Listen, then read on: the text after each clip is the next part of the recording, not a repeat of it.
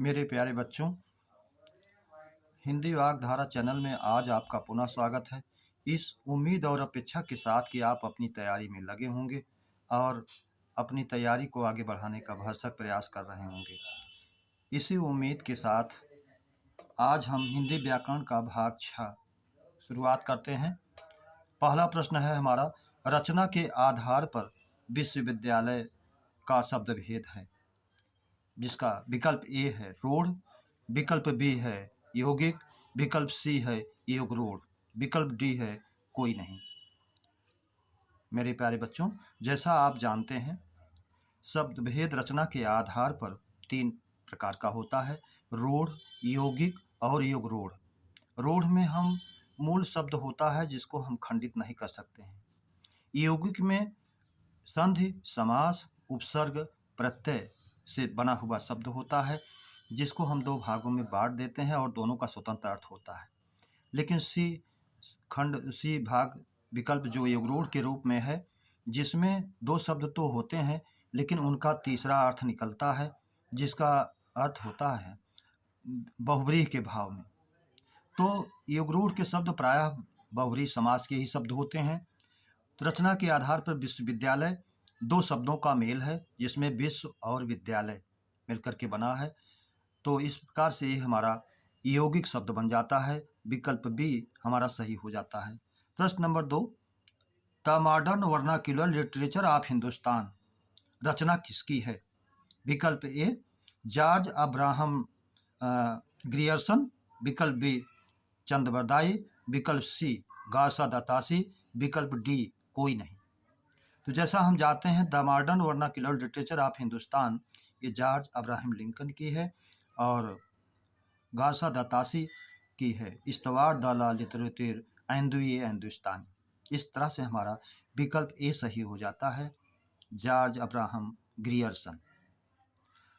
आगे बढ़ते हुए प्रश्न नंबर 3, अपने आप, स्वतः, स्वयं, खुद किस सर्वनाम के सूचक हैं? जैसा कि हम जानते हैं, आप, स्वयं, खुद, स्वतः ये निजवाचक सर्वनाम में आता है।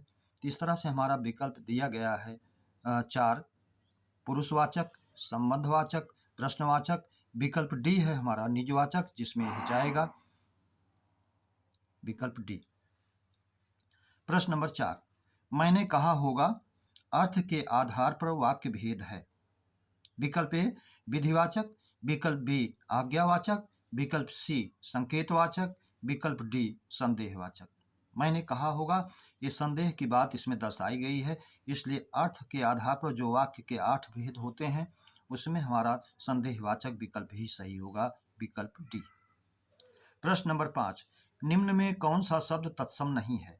मक्षिका, जिसको हम जानते हैं मक्खी का तत्सम है, विभीतिक, जिसको हम जानते हैं बहेड़ा का तत्सम है, हरितकी, जिसको हम जानते हैं हर्रे का तत्सम है, लेकिन हर्र तद्भव रूप है, इसलिए विकल्प डी हमारा सही हो जाएगा।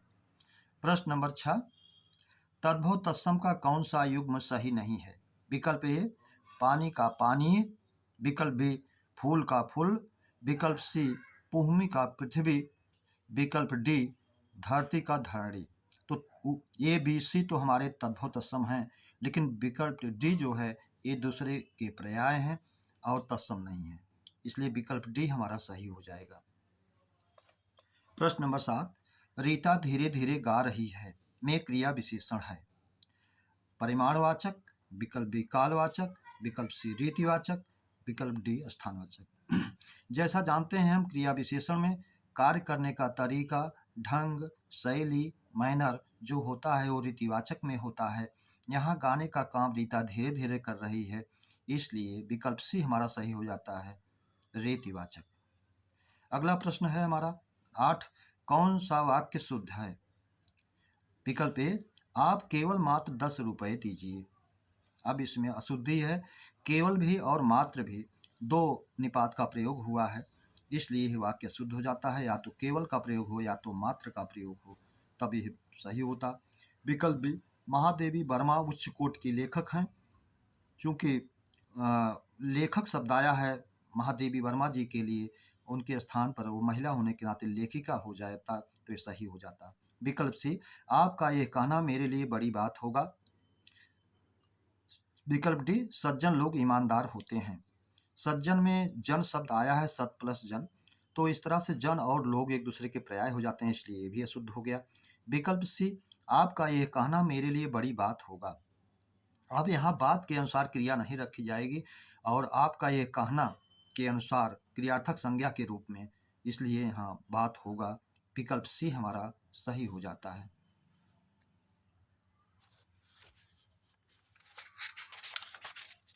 अगला प्रश्न है प्रश्न नंबर 9। गरुण केतु पर्याय है, शिव, विष्णु, कामदेव, अग्नि। तो जैसा केतु का अर्थ हम जानते हैं ध्वज या झंडा होता है, तो जिसके वाहन पर जो ध्वज लगा होता है वो उसका पर्याय होता है। गरुण केतु भगवान विष्णु के ध्वज पर गरुण का केतु है, इसलिए गरुण केतु भगवान विष्णु का पर्यायवाची हो जाएगा, ना कि शिव, कामदेव और अग्नि का। इसलिए विकल्प बी हमारा सही हो जाता है। यहाँ हम ये भी जान लें, जिसमें भी केतु है उसके आधार पर हम और भी अर्थ निकाल सकते हैं। जैसे धूम केतु है, धुआं है, जिसका केतु ध्वज तो आग हो जाता है। इसी तरह से वृष केतु बैल है, जिसके ध्वज पर ध्वज के रूप में तो भगवान शिव का हो जाता है।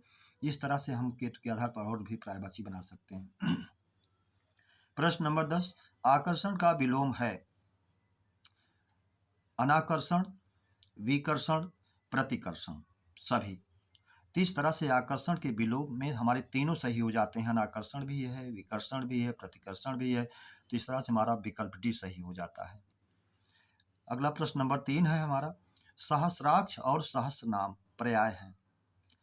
सहस्राक्ष जिसके हजारों आंखें हैं, भगवान इंद्र के लिए प्रयोग हुआ। सहस्र नाम जिसके हजार नाम हैं, ये भगवान विष्णु का पर्यायवाची है। इसलिए जहाँ इंद्र, भगवान इंद्र और भगवान विष्णु का पर्याय हो वो विकल्प हमारा सही होगा। विकल्प ए में शिव, विकल्प विष्णु, विकल्प बी में ब्रह्मा शिव, विकल्प सी में इंद्र विष्णु।